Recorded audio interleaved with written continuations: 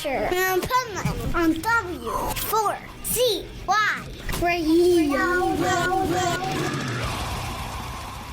This is the Pipeman here on the Adventures Pipeman W4CY Radio, and I'm here with... My name's Rob. My name's Phil. We're both members of the band Tealdeer. Tealdeer. And Teal like the colour, deer like the animal. And you got teal on your head. This is one of my signature pieces for the shows, the teal headband. Nice. I'm trying to get a close colour match to our logo. I'm working on it, but this will do for the time being. So it's too bad we're doing the interview now opposed to a few months ago. Even it's hard to tell on here on my logo, but my hair was teal. Oh, yeah, you should see it. Awesome, that's wicked. Dude, right? You should have been front and centre at our set. I know, I could have been like the band mascot. Yeah, you could have been the mascot. Oh. Got a bit of a teal in your rocking sunglasses there as well. Teal, just teal enough, we'll give you that. Yeah, there you teal go. in There you go. So, how'd you get to Bloodstock? It was all metal to the masses. Don't know if you've heard of it, a pretty big organisation around Kind of. A little birdie told me about it. So, Yeah. we were winners of the Metal to the Masses Nottingham. 32 bands entered. I want to say 36. 36! Yep. So we Whoa. came out the other side after first time entering as well. So, Really? yeah, I think we did pretty well for ourselves. Yeah, very, very proud of ourselves. The competition was fierce. Oh, yeah. I always hear that too. Every band that wins, it's like they don't even think they were going to win because the other bands were really so Yeah. good. It is really high caliber of competition. The good thing about it though is even though it's a contest, you don't feel like you're in contest like with the other bands. It's a family and everyone's making friends and everyone's nice and it's just such a good community and it's environment metal. to be in. That's metal. That is metal. Right? People such a big think like they have these misconceptions of what metal is, and we are the biggest family that is like the whole world could take a cue from us with all the bullshit that's going on in the world. Take a cue from our community, and maybe we could all get along. Yeah. 100%. People on the outside, they might see the mosh pits, they might see people walking off with the nosebleeds and they... Big, bearded, hairy dudes in black clothes, and they think, wow, okay, better not go near that guy, but... What they're not telling you is some of the nicest people you'll ever meet in the whole fucking world. Fuck yeah. And, you know, you talk about the mosh pits. People have a misconception of what that is.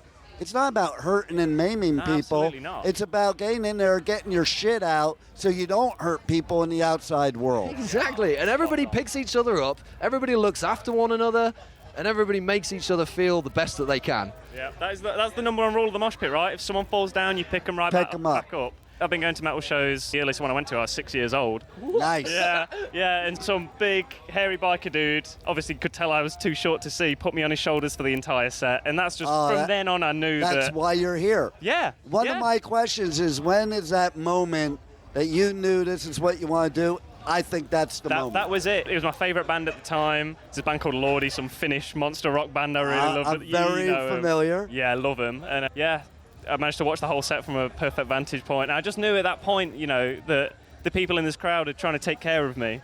Totally. I feel like it's something you distinctly get in metal. My grandson, when he was like 9 or 10, he came to a festival with me, and I put him in his first mosh pit ever, August Burns Red.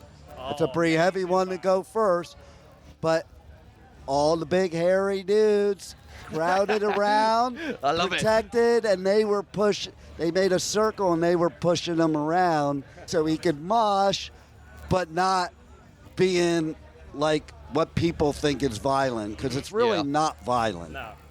It's the friendliness of it all. It's contagious as well. That's the reason I'm here, because I started learning bass when I was 15 years old. Not much of a direction before then. We as Tealdeer, we were playing as friends for maybe a decade and a half before we actually formed a band and did it properly. And it was them, and it was the friendliness and the companionship of it that got me into the metal scene.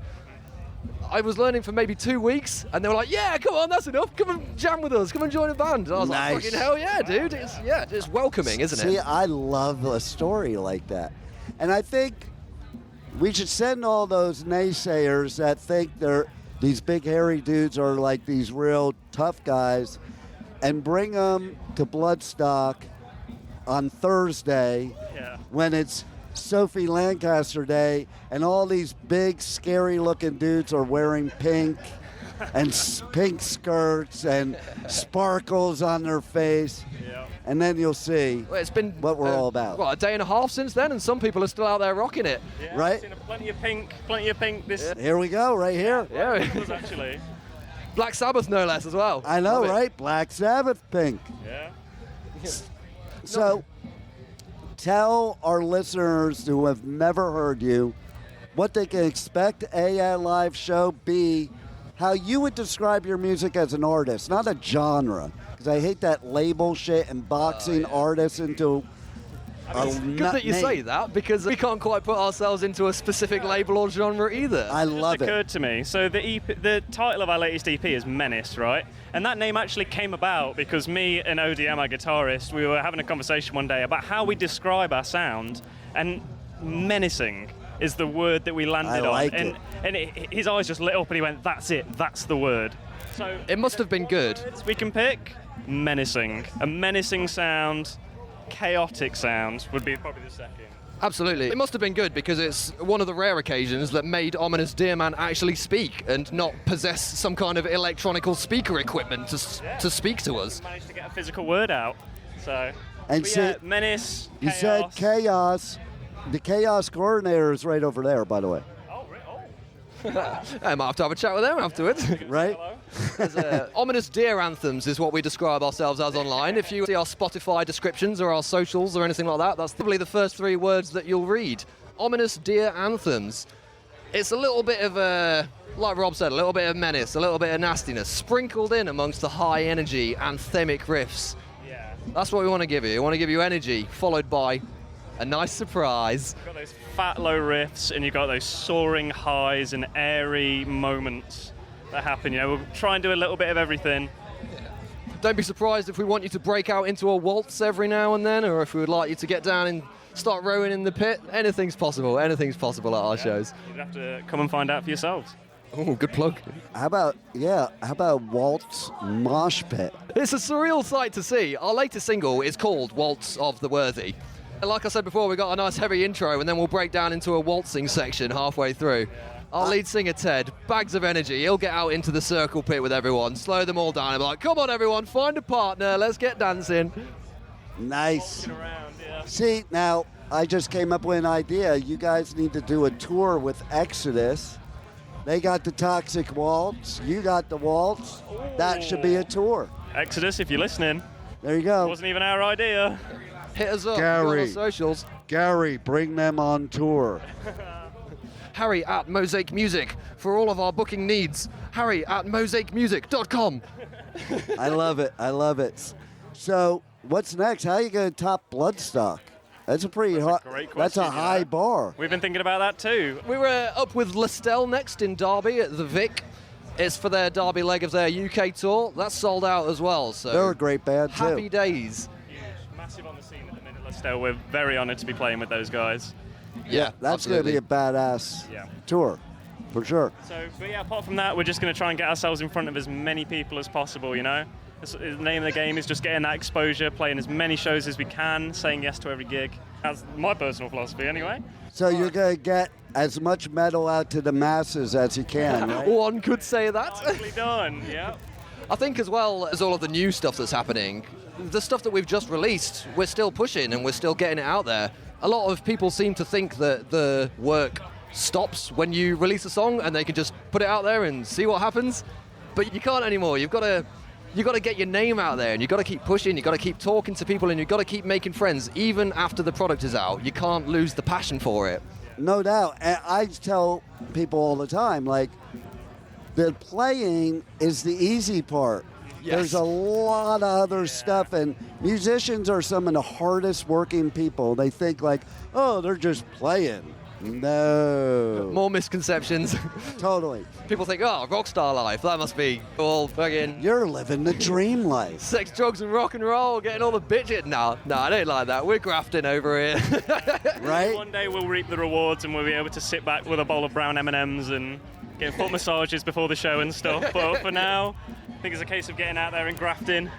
So, Speak for yourself. ODM gives me foot massages anyway. okay. Love it. Well, tell everybody how they can reach you on socials, how they can buy your merch, because they can't listen to my show unless they buy your merch. Well, unfortunately at the moment, no online store for merch, but if you message one of us on our socials, you can hit us up on Facebook, Instagram, all of that business. You can even Google us, and your name will come up, tealdeer. Tealdeer Band, Tealdeer UK. You're all smart people, you know how to find us. We're up on YouTube, got plenty of videos on there as well if you're a visual learner. Just to hit up the internet, type our name in, find out what you can find out. Love it. Well, I love that you guys made it here to Bloodstock. And Love to. Thank you so through much. all those masses to get here. And thanks for being on the Adventures of Pipeman. Thank you very much for having us. Yeah, You got for it. having us. It's a pleasure. Michelle Kerr was my press officer for my entire fucking career here in the UK. My entire career with Machine Head. She recently passed away, and it was a very, very sad day. And I can tell you the reason that I'm going to tell this story is because she was family. She was Bloodstock family. She was heavy metal UK family. Most of the bands that you know and love, you probably heard of because of that woman right there. Slipknot, Slayer, Machine Head, Trivium, Killswitch Engage, Hatebreed, you name it. She helped lift everybody up, man. She helped lift everybody up. And in so many ways, she helped make this entire music scene, this incredible, beautiful community that lives here at Bloodstock, man. She helped make it. So ladies and gentlemen, please make some noise for Michelle Kerr.